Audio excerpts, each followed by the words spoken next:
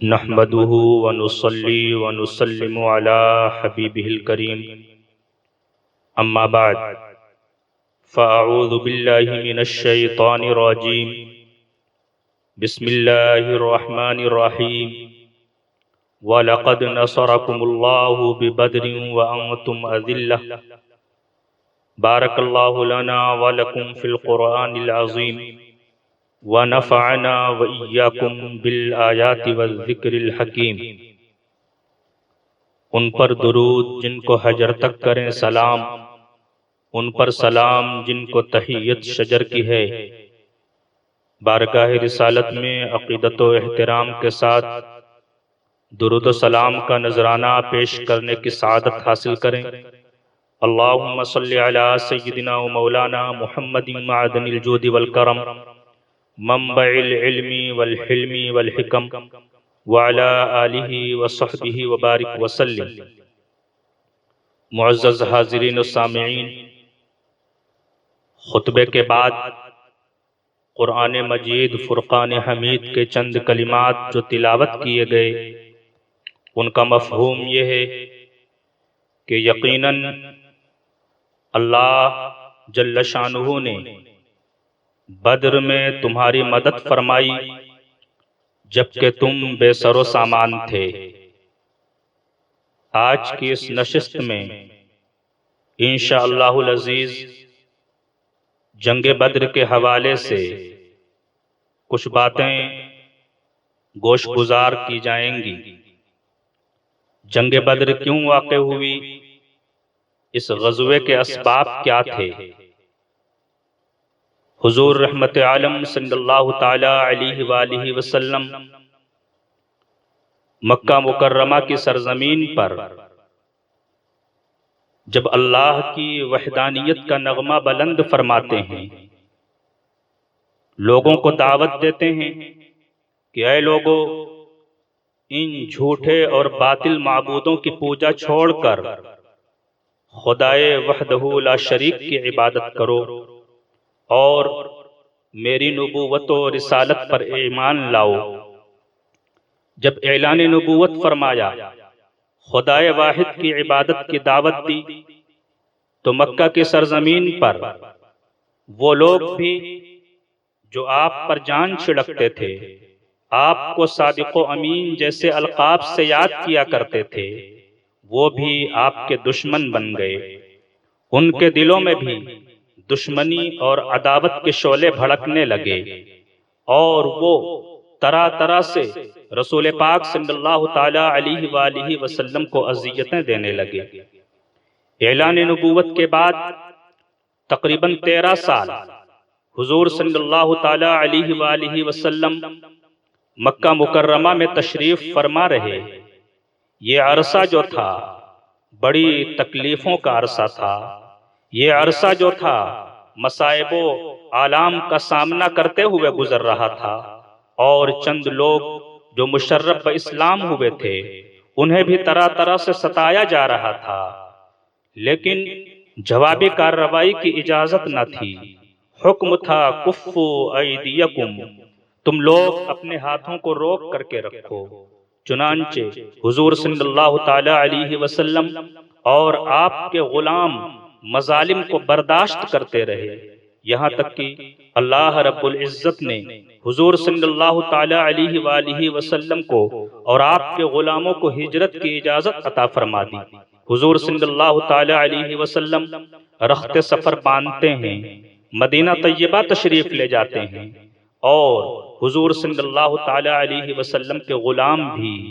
ایک ایک کر کے مکہ مکرمہ سے مدینہ منورہ پہنچنے لگتے ہیں۔ مدینہ منورہ مکہ مکرمہ سے تقریباً 300 میل کے فاصلے کے اوپر ہے۔ صحابہ کرام نے مکہ میں اپنے گھر چھوڑ دیے، اپنی جائیدادیں چھوڑ دیں، کاروبار چھوڑ دیا۔ اب تو چاہیے یہ تھا کہ جو کفار مکہ تھے وہ ان مسلمانوں کا پیچھا چھوڑ دیتے۔ مدینہ پہنچ چکے تھے جو مسلمان، انہیں چین و عافیت و سکون کے ساتھ زندگی بسر کرنے دیتے، لیکن کفار مکہ کو یہ بات بھی برداشت نہ ہو سکی۔ چنانچہ ان لوگوں نے اہل مدینہ سے خط و کتابت کرنا شروع کیا۔ ابو جہل وغیرہ نے عبداللہ بن ابی کو خطوط لکھے اور خطوط لکھ کر کے دھمکی دی کہ ہمارے کچھ لوگ ہیں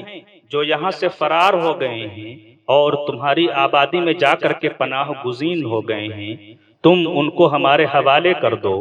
اگر تم ان کو ہمارے حوالے نہیں کرتے ہو تو کان کھول کر کے سن لو، ہم اپنی پوری قوت کے ساتھ تمہاری آبادی کے اوپر حملہ کر دیں گے، تمہاری اینٹ سے اینٹ بجا دیں گے، تمہیں سر چھپانے کے لیے کہیں جگہ نہیں ملے گی۔ ابو جہل وغیرہ کے خطوط جب عبداللہ بن ابی کے پاس پہنچتے ہیں، یہ لوگوں کو بلاتا ہے اور بلانے کے بعد صورتحال سے آگاہ کرتا ہے، صورتحال سے آگاہ کر کے یہ کہتا ہے کہ ہم لوگ اپنا دفاع نہیں کر سکتے، لہٰذا بہتر یہی ہے کہ ان لوگوں کو ہم یہاں سے نکال دیں اور اپنا دامن بچا لیں۔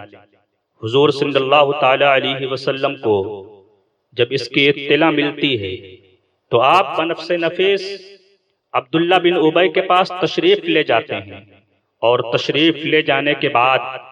آپ ارشاد فرماتے ہیں کہ اے عبداللہ بن ابی، کیا تجھے معلوم ہے کہ بہت سے لوگ مدینہ منورہ میں ایسے ہیں جو مجھ پر ایمان لا چکے ہیں، میرے ادنا اشارے پر اپنی جانیں قربان کر دیں گے، اگر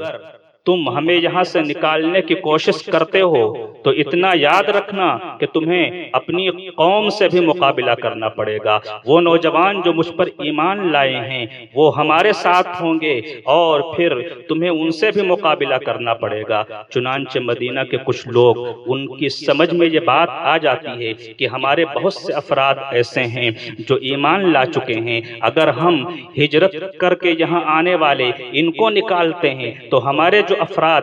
حضور صلی اللہ علیہ وسلم پر ایمان لائے ہیں وہ بھی ان کا ساتھ دیں گے، اس طرح سے ہمیں اپنے رشتہ داروں سے بھی جنگ کرنی پڑے گی۔ چنانچہ اللہ کے حبیب صلی اللہ تعالی علیہ وسلم عبداللہ بن ابی سے فرماتے ہیں کہ تم کفار مکہ کی دھمکیوں کی پرواہ مت کرو، ہم ان سے نپٹ لیں گے۔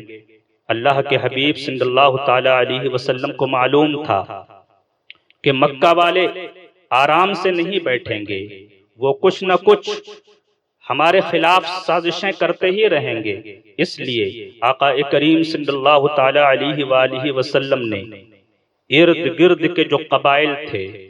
ان سے ایک سیاسی معاہدہ فرمایا۔ معاہدہ یہ تھا کہ جس کی ہمارے ساتھ جنگ ہوگی اس کی تمہارے ساتھ جنگ ہے، اور جس سے ہم صلح کریں گے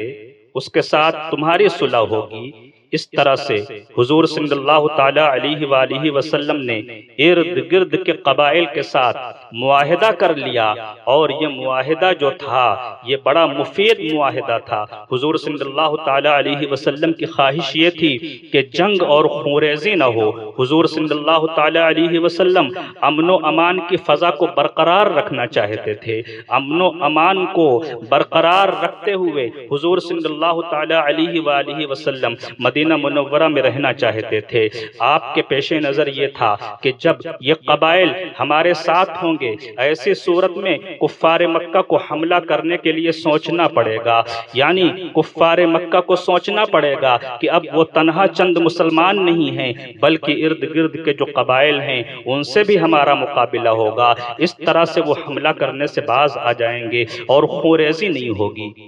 حضور صلی اللہ تعالی علیہ وآلہ وسلم خطرات کو بھانپ گئے اور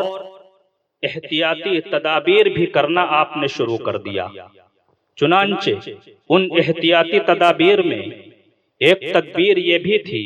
کہ آپ نے علاقے میں جاسوس بھیج دیے، جاسوس پھیلا دیے کہ اہل مکہ کی نقل و حرکت کی تم خبر رکھو،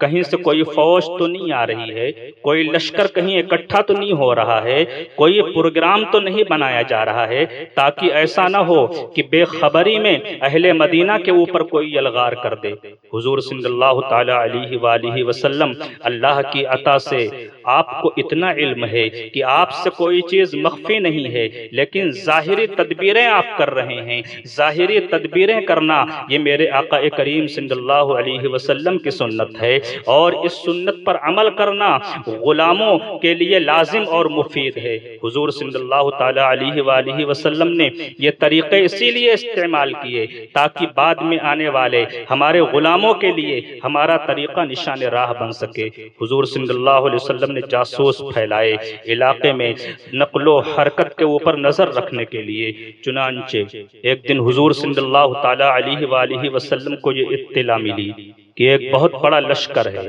تقریباً 1000 کا لشکر، جو ہر طرح کے ہتھیاروں سے لیس ہے، ساز و سامان سے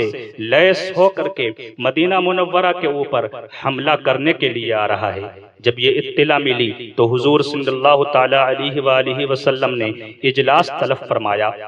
صحابہ کرام کو اکٹھا کیا، صحابہ حاضر ہوئے۔ حضور صلی اللہ تعالیٰ علیہ وسلم فرماتے ہیں، تمہیں معلوم ہو چکا ہے کہ اہل مکہ مدینہ طیبہ پر چڑھائی کرنے کے لیے مکہ سے نکل چکے ہیں، چونکہ مدینہ والوں سے جو معاہدہ ہوا تھا،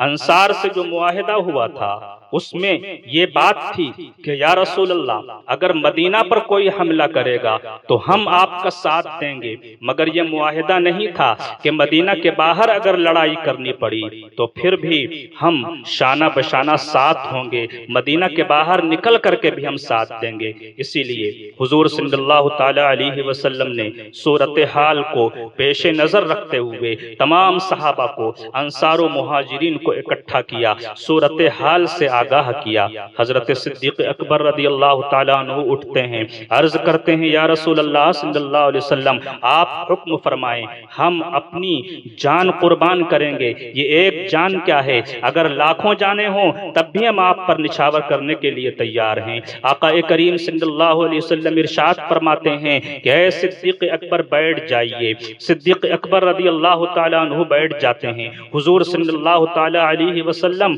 پھر یہ بات دہراتے ہیں کہ مدینہ منورہ سے باہر نکل کر کے مقابلہ آرائی کرنا ہے۔ حضرت عمر رضی اللہ تعالیٰ عنہ اٹھتے ہیں، عرض کرتے ہیں یا رسول اللہ صلی اللہ تعالیٰ علیہ وسلم جو حکم ہوگا اس کی تکمیل میں اپنے خون کا آخری قطرہ تک ہم بہا دیں گے۔ حضور صلی اللہ علیہ وسلم فرماتے ہیں عمر بیٹھ جاؤ۔ حضور صلی اللہ تعالیٰ علیہ وسلم تیسری بار ایک ہی بات کو دہراتے ہیں کہ مکہ کے لوگ اتنا لشکر جمع کر کے ہم پر چڑھائی کرنے کے لیے آ رہے ہیں، تمہاری کیا رائے ہے؟ انصار ابھی تک خاموش تھے، کیونکہ صدیق اکبر رضی اللہ تعالیٰ عنہ بھی مہاجر، فاروق اعظم رضی اللہ تعالیٰ عنہ بھی مہاجر۔ تیسری مرتبہ جب حضور صلی اللہ علیہ وسلم نے یہ بات دہرائی تو انصار کو یہ بات سمجھ میں آئی کہ آپ کا روح سخن ہماری طرف ہے اور ہم سے پوچھنا چاہتے ہیں کہ تمہارا رد عمل کیا ہوگا، تم مقابلہ آرائی میں ہمارا ساتھ دو گے یا نہیں دو گے؟ تو اب کی بار حضرت سعد رضی اللہ تعالیٰ عنہ اٹھتے ہیں اور عرض کرتے ہیں اے اللہ کے حبیب صلی اللہ تعالیٰ علیہ وسلم اگر آپ ہماری رائے دریافت فرما رہے ہیں تو ہماری رائے تو یہ ہے کہ اے آقا کریم اگر آپ ہمیں یہ حکم دیں کہ سمندر میں چھلانگ لگا دو تو ہم سوچے سمجھے بغیر سمندر میں بھی چھلانگ لگا دیں گے، اگر آپ کہیں کہ مشرق و مغرب کو چھان مارو تو ہم ایک لمحہ کے لیے بھی تامل نہیں کریں گے، اگر ادنا سا اشارہ کر دیں تو ہمیں کوئی پرواہ نہیں ہوگی، ہم آپ کے حکم کی تعمیل کریں گے۔ اس طرح سے انصار نے اپنی جانثاری کا مظاہرہ کیا۔ جب وہ بات مکمل کر چکے تو دوسرے انصاری حضرت مقداد رضی اللہ تعالیٰ عنہ اٹھے اور بسط ادب و احترام آقا کریم صلی اللہ علیہ وسلم کی بارگاہ میں عرض کرتے ہیں یا رسول اللہ لسنا کا امت موسیٰ، اے اللہ کے حبیب ہم موسیٰ کی امت کے جیسے نہیں ہیں کہ جب انہیں اللہ کے پیغمبر نے کہا تھا کہ اٹھو اللہ کے راستے میں جہاد کرو تو انہوں نے کہا تھا فَذْهَبْ أَنْتَ وَرَبُّكَ فَقَاتِلَا إِنَّهَا هُنَا قَاعِدُونَ۔ حضرت موسیٰ علیہ السلام کی امت نے کہا تھا کہ اے موسیٰ آپ اور آپ کا خدا جائیں اور جا کر کے جنگ کریں اور ہم تو بیٹھے ہیں، اگر آپ نے کامیابی حاصل کر لی تو پھر ہم علاقہ آباد کرنے کے لیے آ جائیں گے۔ اے اللہ کے حبیب ہم قوم موسیٰ کی طرح نہیں ہیں، ہم یہ نہیں کہیں گے بلکہ ہم تو آپ کے زلفوں کے اسیر ہیں، ہم آپ کے ساتھ ہوں گے اور ہر طرح سے ہم آپ کا ساتھ دیں گے، آپ کی معیت میں جہاں آپ ہمیں ٹکرانے کا حکم دیں گے ہم وہاں ٹکرا جائیں گے۔ جب ان باتوں کا اظہار انصار کی طرف سے ہوا، فتبسم رسول اللہ صلی اللہ علیہ وسلم، حضور کے رخ انور کے اوپر مسکراہٹ پھیل گئی، حضور صلی اللہ تعالی علیہ وآلہ وسلم کے لبوں کے اوپر تبسم کھیلنے لگا، آپ نے خوشی کا اظہار فرمایا اور مدینہ طیبہ سے بدر کی طرف روانہ ہونے کے لیے تیاریاں فرمانے لگے۔ حضرات گرامی، اسباب کے تعلق سے یہ چند باتیں عرض کی گئیں، انشاءاللہ العزیز بقیہ کچھ تفصیلات دوسرے پارٹ میں عرض کی جائیں گی۔